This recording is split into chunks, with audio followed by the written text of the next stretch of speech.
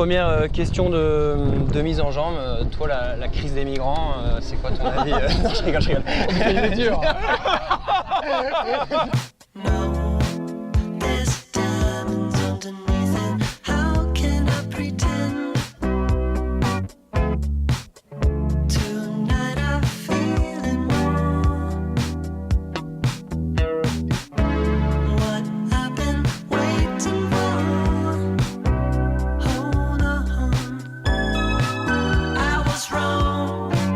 ESSEC, Alumni, rentrée 97, sortie 2000.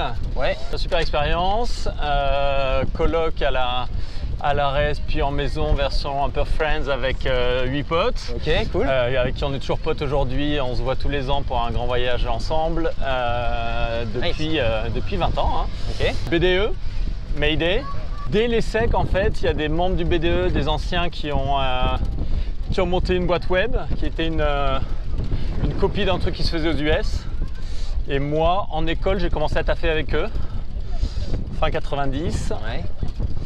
Et depuis, j'ai fait 20 ans dans le digital. Donc, la boîte s'appelait Buy Central. On l'a revendue à une boîte qui s'appelait Best of Media en 2002.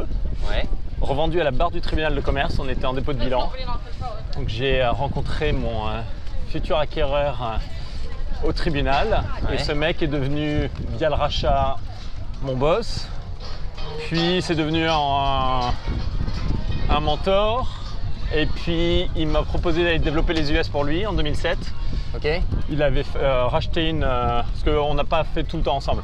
J'étais sorti et on avait racheté donc une boîte aux US et moi j'ai basculé en 2007 à Los Angeles. Je me rappelle quand il m'a proposé le truc.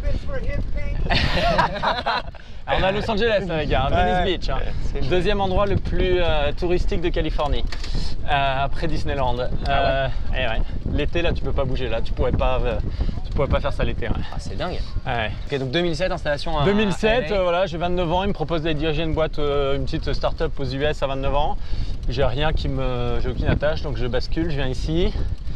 Et écoute, tu vois, je pensais pas que j'y passerais, ça fait 11 ans maintenant, mais ça fait 11 ans. J'ai rencontré ma femme. Qui est américaine? Qui est américaine, qui est de Los Angeles. Et voilà, ici depuis 11 ans, 3 kids et living the dream. Et tu savais que tu voulais travailler dans le digital à l'ESSEC ou t'as fonctionné par opportunité, ça te plaisait Alors 100% opportunité, la seule chose que je savais, c'est que moi je fonctionne un peu à juste j'aime pas. J'avais fait 6 mois chez Colgate en premier stage, je m'étais fait chier comme un rat mort et du coup, je savais que les gros bousins c'était pas pour moi. Et là, quand on est allé parce qu'à l'époque quand même, faire une sortie d'école, aller dans une start-up qui est en dépôt de bilan et tout, tu vois, tes parents, tes potes, ils te disent t'as fait l'ESSEC pour ça? Ouais, donc digital, non, je savais pas, mais ça m'a fait marrer en fait. Ouais. Ok. Je trouvais ça chouette. J'aime les trucs en très forte croissance qui changent où tu arrives à.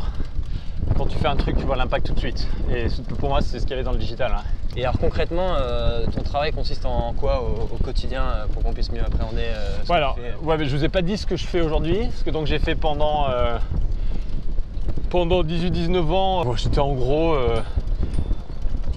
patron au début d'un site internet. Et puis ça a un peu grossi. Et puis voilà, donc c'était un job de patron de business unit en fait. Donc développement commercial, etc. Enfin toute la chaîne.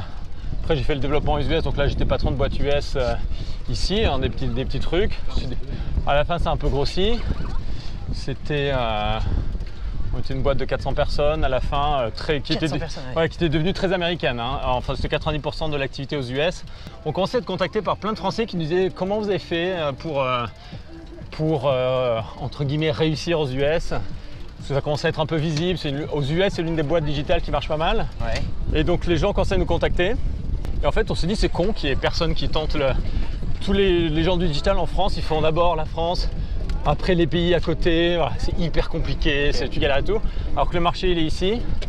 Et on s'est dit qu'on allait monter une activité pour aider les boîtes françaises du digital à se lancer aux US. Et on a monté un fonds d'investissement en partenariat avec Artemis, qui est la branche d'investissement de la famille Pinault, ouais. Qui fait ça. Concrètement, on investit dans des boîtes françaises Ouais. qui ont l'envie et la vocation de se lancer aux US. Et on les aide avec le financement, mais aussi un accompagnement opérationnel pour se lancer aux US. Donc concrètement, moi j'évalue des dossiers d'investissement. Je regarde s'ils ont une chance de cartonner aux US. Ouais. On veut faire qu'une dizaine de boîtes, donc on veut que des trucs qui ont une capacité à cartonner aux US. Donc tu parlais de ADN aux US, Ouais. les gens s'ils ont compris l'ADN Ouais. ici. Qu'est-ce que c'est l'ADN Startup US? Ouais, alors si c'était que start-up déjà, les Américains ils sont là pour l'action. Ouais. Il y a beaucoup d'Européens qui sont là pour réfléchir. Donc rien que ça, c'est un ADN particulier. Customer first aussi, le fait que ça c'est hallucinant la différence je trouve avec la France. Dans la conception de tout, Ouais.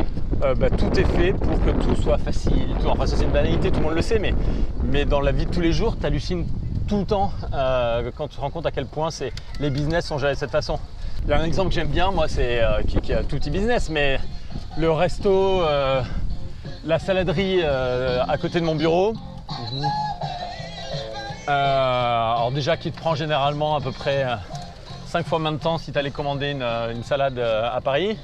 Et un jour c'est un peu plus long que d'habitude. Donc je pense que le gars il a tous ses KPI en tête, il sait qu'il faut que ça soit telle durée et tout. Le manager sort du truc, parce qu'il y a une queue un peu longue pour payer. Et il dit là les vins là, vous payez pas, allez-y en avance.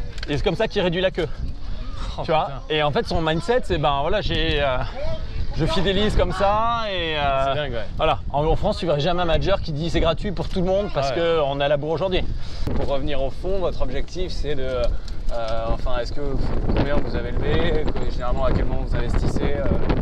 On a levé 100 millions d'euros, on vise 200 et on veut faire que 10 investissements, ce qui est très peu pour un fonds de cette taille.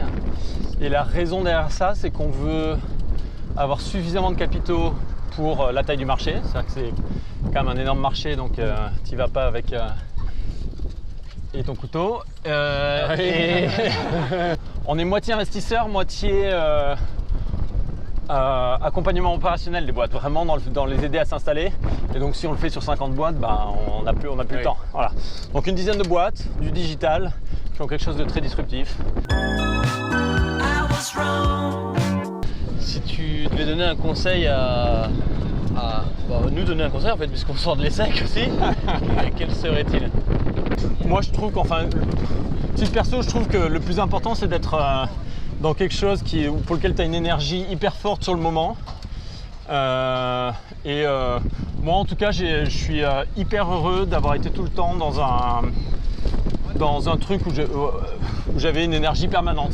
Jamais trop compris les gens qui disent bon allez je vais faire un peu 3-4 ans à la dure en conseil en je sais pas quoi. C'est quelque chose qui revient beaucoup ça. Après il y a aussi ceux qui nous disent je fais du conseil parce que je veux encore une fois me fermer aucune porte et je sais toujours pas trop ce que je veux faire et qui se posent la question peut-être un peu plus tard. Mais ça c'est des modèles. Après si, alors moi j'ai un conseil business peut-être qui est un peu plus concret, mais de manière générale je trouve que ça entreprend pas assez, même si c'est en train de changer. Enfin il y a par rapport à il y a 15 ans. L'entrepreneuriat, je pense, est en train de enfin prendre de la valeur en France et auprès des étudiants de l'ESSEC. Donc, je pense qu'il faut y aller.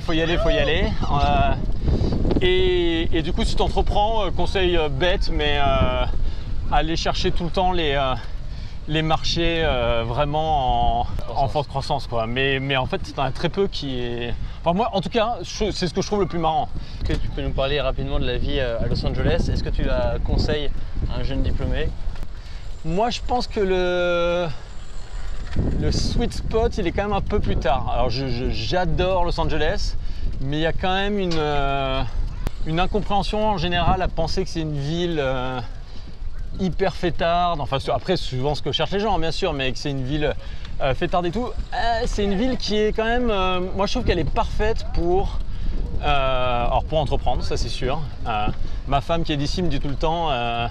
Oublie pas, c'est la Californie, c'est les gens venaient pour chercher l'or ici.